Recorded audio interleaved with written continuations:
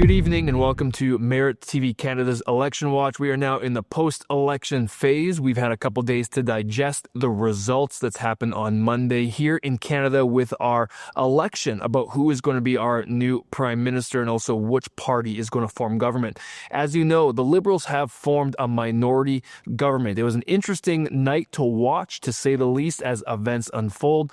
We saw some key figures like Jagmeet Singh, who was a leader of the NDP, lose his seat in his riding, and now he has also stepped down from leadership of the NDP. Pierre Poilievre, who is the leader of the Conservative Party, who had a real good shot at actually becoming the prime minister and their party actually defeating the Liberals. Interesting to watch that unfold, but a giant surprise that happened that evening was he lost his seat. He was beaten in his own riding, which he held for 20 years. So there's some questions that are up in the air about the Conservatives and where do they go. Pierre Poilievre has suggested that he is going to continue on leading the Conservative Party, and he's going to continue on. So we'll see what's he going to do about having a seat in the House of Commons. That will be interesting to watch that unfold. We also noticed and we found out that the NDP, they have lost their official party status as they only retained 7 seats in the House of Commons. They had to pass the threshold of 12 in order to be an official party here in Canada. So those 7 NDPers or former NDPers who have seats in the House of Commons, they are going to now become independents. So we're going to have to watch and find out what is Mark Carney, our Prime Minister here in Canada, and the Liberals going to do. They only need 3 independents to potentially walk across the aisle and join the party, or is there going to be some sort of coalition formed to have a working majority so the Liberals can do what they want to do and fulfill campaign promises? A lot is going to unfold over these next weeks and months of seeing how does Mark Carney handle people like President Donald Trump and the tariff talk. We know we heard yesterday from the White House and from Donald Trump himself that Mark Carney will be going to visit him and that they've got a great relationship and is going to be working out a deal together. So that is some news that we'll have to digest and look at, especially in the face that Mark Carney ran. His whole Liberal campaign was run on the fact of anti-American sentiment, threat from America, and what they're trying to do and steal Canada's sovereignty. That obviously seems to have dissolved with the latest comments by President Donald Trump, that there seems to be a mutual understanding and agreement and even a likelihood that they will come to an agreement to work things out and continue to work together. I'm going to be joined with Rupa Subramanya in just a moment as we talk through how election night on Monday unfolded. She was at the watch party in Ottawa as well. We're going to talk about the future of Pierre Poilievre and what do the Conservatives do. And we've seen some rise saying that Pierre Poilievre should step down. There's also an argument to be made that he actually helped progress the Conservative movement forward as they gained 20 plus seats in the House of Commons from the last election. So lots to converse about, lots to go through with Rupa Subramanya as we unfold. This is Merit TV Canada's Election Watch.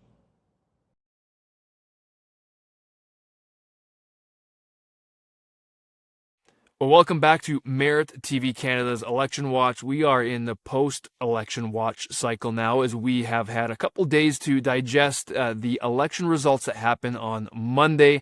As we have seen, and as I'm sure you are well aware, we are now with a Liberal minority government here in Canada. It'll be interesting to see how things shake out over the coming weeks, as the Liberals most likely will try to find ways to have a governing majority, and they've got several roads to do that.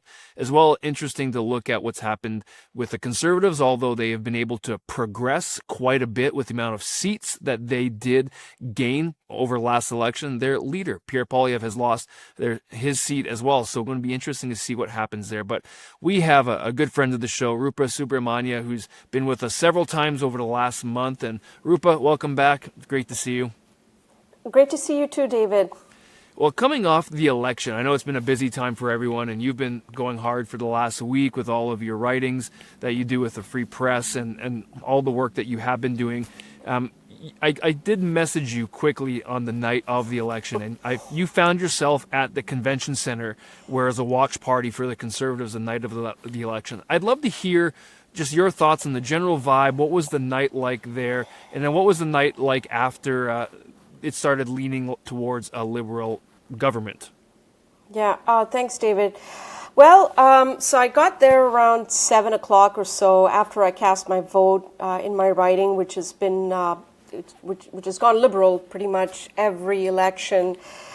But, I went there, did my duty as a citizen and exercised my right to vote. And then I went to the convention center shortly after, which was just a few blocks away from it. And first of all, I was a little surprised at just how laid back everybody was, because at the rallies, at Pierre Poilievre's rallies, at the same venue actually a couple of months ago, you had like tons of people already lined up, and there was, they needed to see your ID if you were media. And I've had this issue before at the same venue, but for some reason you could just walk in, breeze right through, and get to where Pierre Poilievre was supposed to show up a few hours later to speak to his supporters.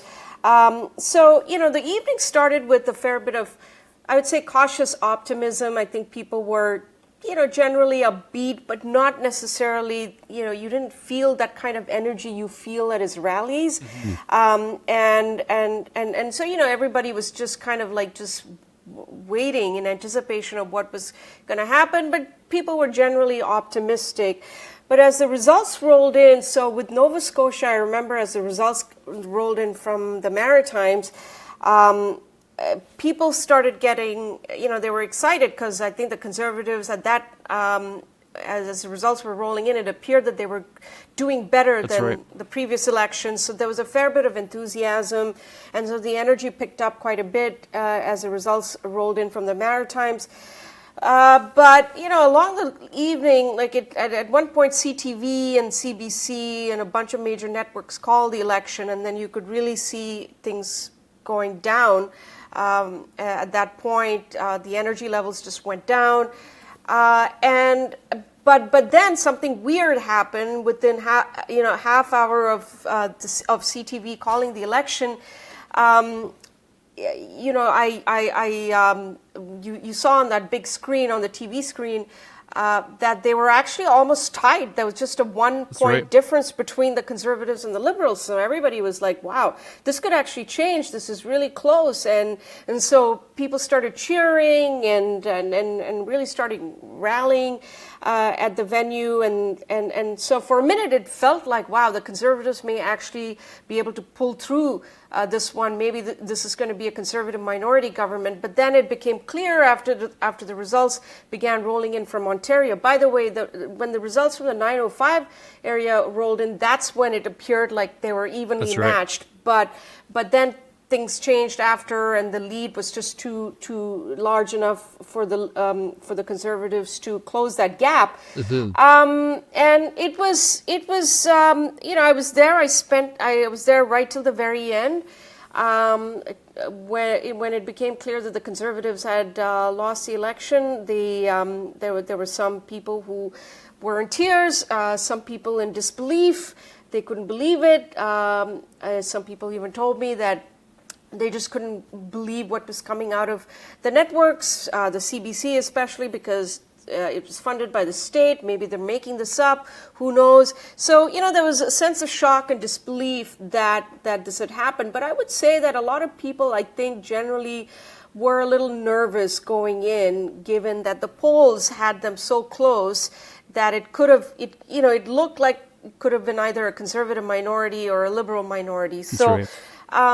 It was to be honest, at the very end, a lot of people were just huddled around the cash bar, as I mentioned in my reporting for the Free Press, yep. and were perhaps drinking because they were just so saddened by what had happened, and I don't wish to mock them, because several of these people have been such loyal supporters of the party and of Pierre Poilievre, and it's important to remember that there's a cult of personality built around Pierre Poilievre in a way that I've not seen before. Certainly Stephen Harper didn't have that cult of personality around him, definitely not Erin O'Toole or Andrew Scheer, but with Pierre Poilievre it's been different, and I can speak about that to some extent, because the night before I was at his last rally in his riding, Carleton, and it was electrifying. It was like a rock concert. Okay. It was like typical of Pierre Poilievre's rallies. And for a lot of these people, it was almost like, he was almost like a messiah to them. They would break down into tears when Pierre Poilievre spoke, or when he identified a person in the audience, at the rally, and so 24 hours earlier, I was at this electrifying Pierre Poilievre rally in his constituency, and I tweeted saying that my gut instinct tells me, just based on the turnout here, there were maybe about 3,000 or 4,000 people there in the middle of nowhere on a farmer's field, that he might just pull through, and he's definitely, didn't get the sense that he would lose his own seat, not based on what I felt there. And then 24 hours later, I find myself at the Rogers Centre in downtown Ottawa, where the Conservatives were having their watch party. It was a totally different atmosphere, and Well, it's interesting to see that change, especially the couple days before you started seeing some stories coming out about the possibility of Pierre losing his seat, and that was obviously well timed in the sense of when they were released and getting that out in public. Quick question for you: did Pierre Poilievre end up making an appearance at the watch party? Was that where he conducted his speech, or what happened there? Yes, he did. So I think he showed up a little after midnight, perhaps, and he finally showed up. And by that time, actually, most of the people had left. As soon as CTV called the election, say around 10 o'clock, 9:30, 10 or so, people started leaving. They were upset, and many people left. And then, so there were just a few people left in this large venue. By the way, it's the same place where Pierre Poilievre became leader of the Conservative Party. Okay. It was the exact same room, in fact, at the convention center. And so to see just, not that many people, most of these people were with the media. Most of his supporters had actually left. But he was there with his wife, and he addressed. It was his concession speech, and he thanked his supporters. And it was interesting that he didn't say anything about stepping down as leader. If anything, it sounded like he was sticking around for a while. But also bear in mind that at that point it wasn't 100% clear. It hadn't yet been called for Carleton. It was still, the ballots were still being counted at that point. So we weren't 100% sure that Bruce Fanjoy was going to win that riding when Pierre Poilievre was giving his concession speech, and I only found that. Discovered that with a fair bit of certainty a few hours later, early that morning, when it was called for Bruce Fanjoy. So it was I thought Pierre Poilievre's speech was pretty good. It was also interesting for the fact that he didn't mention, he didn't signal that he was leaving anytime soon. So and that is something that's going to be playing out, I believe, in the next few days. That's right. As to what his future is going to be within the Conservative Party. Well, that evening, we had similar thoughts because we were covering with Merit TV's election coverage all night. And we had our own team that was in the other room researching and gathering the data they could. And throughout the night, Elections Canada website kept going down. And obviously, that is a source for a lot of the information regarding the elections as the polls were closing and being counted. And our guys weren't willing to move forward on certain aspects of the race like other networks were, just simply because of the data that was intermittent at best throughout the night.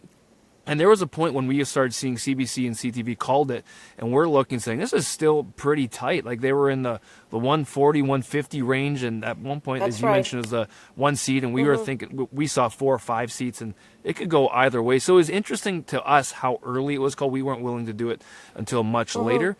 Ultimately, they were right as it did play out, but it was very interesting to watch all of that unfold because it was a fun night, interesting to watch as it went through. I want to ask you a quick question about Pierre Poilievre. We're focusing on him and the Conservatives a bit today, but him moving forward, I've seen I believe I've heard him say, or at least heard spokespeople say, that he intends to stay on as the leader of the Conservatives. He does not have a seat in the House of Commons. Protocol typically would they'd find him another seat. We hear rumors of somewhere in Alberta, and they'll figure that way out. I've seen some people come at this from the angle of that's undemocratic, and specifically from some candidates of the PPC stating, here's another non-democratic process that's going through. I just want to hear your thoughts. What do you think? Should Pierre Poilievre step down? Or what do you think his best path forward is? Or do you think it's a totally fine process for him? Do you have any thoughts? Look, he's incredibly popular, and I cannot think of any other Conservative leader, party leader, who can, step in and fill that gap or replace Pierre Poilievre. The Conservative Party wouldn't be what it is today if not for him. He's managed to energize the base in a way that I've never experienced this before in all of the time that I've been closely watching Canadian politics. So in terms of it's a tricky situation, right? If he hadn't lost his own seat, I don't think we would be having this conversation. Mm-hmm. So what does he do now? Fair enough. Now, if he takes over a seat because some MP is willing to give that up, I don't think it's going to look very. I don't think it's going to reflect very well on Pierre Poilievre. I don't see how that's going to appeal to voters, to be honest with you, quite apart from the discussion of whether it's democratic or not democratic. I just think that this is a person who had almost an unblemished political record, winning election after election, and now he's been reduced to not having his own seat. He's lost the election, yet the Conservatives did better than they have done in previous elections.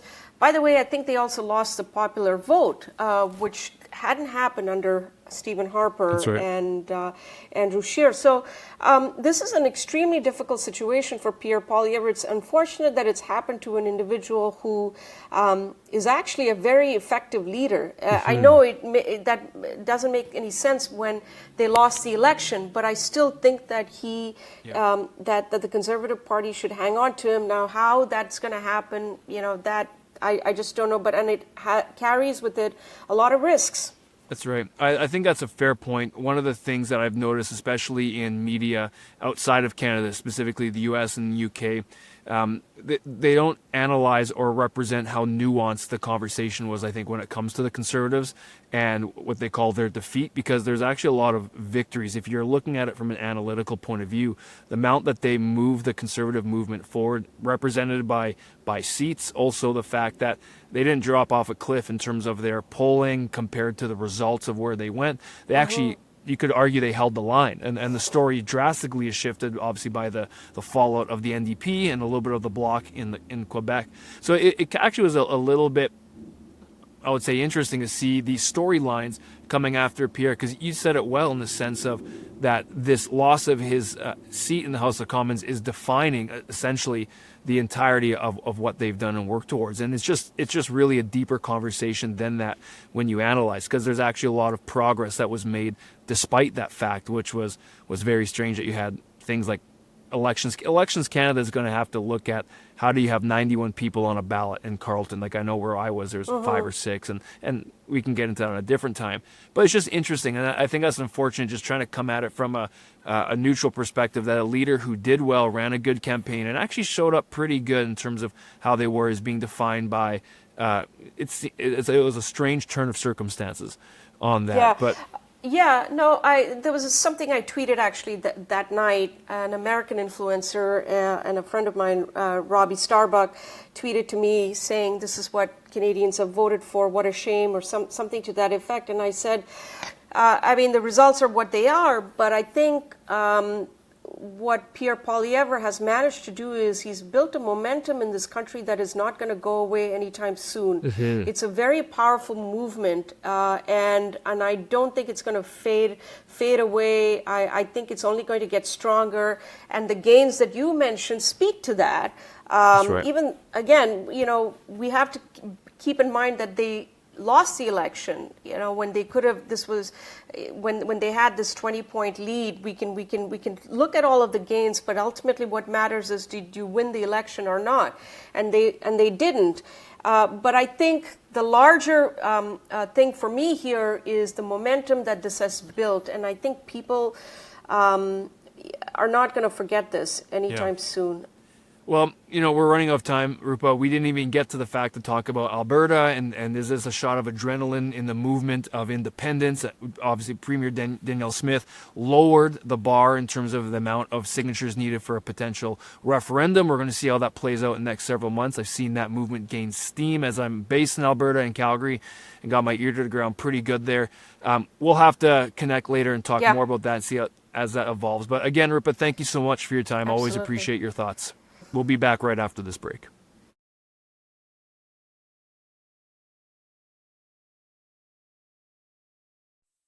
Welcome back to Merit TV Canada's Election Watch. Just as you have seen, we had a great conversation with Rupa Subramanya of the Free Press, columnist and journalist, and she's got a lot of great thoughts, but it's interesting to hear her comments about Pierre Poilievre and his future. This is a major question, and I'm interested, what do you think about a leader of a party who lost his seat, but at the same time has done some great work in terms of leading a party and progressing it forward? And you can judge that based on how they performed. I thought it was a good point. The overall judgment comes, did they win the election or not? That is very important to take into consideration. But at the same time, you also have to look at how much did they progress forward. So I'm going to be interested to see how this unfolds with the leader of the Conservatives, which will eventually at some point, if he takes on someone else's seat in the House of Commons, will be back in the House as the leader of the opposition, which is a very vital and important role here in Canada. That's how our government and our parliamentary system is developed in the House of Commons, as they debate and as the leader of the opposition in his party pushes back on what the government keeps them in check. So that's a very important position. And you're going to have to ask yourself, if you're a Conservative voter and supporter, who do we want in that chair as leader of the party? Anyways, a lot to get to. Stick with us as we come back tomorrow night to chat more about this. My name's David Craig, and this is Merit TV Canada's Election Watch. Have a great evening.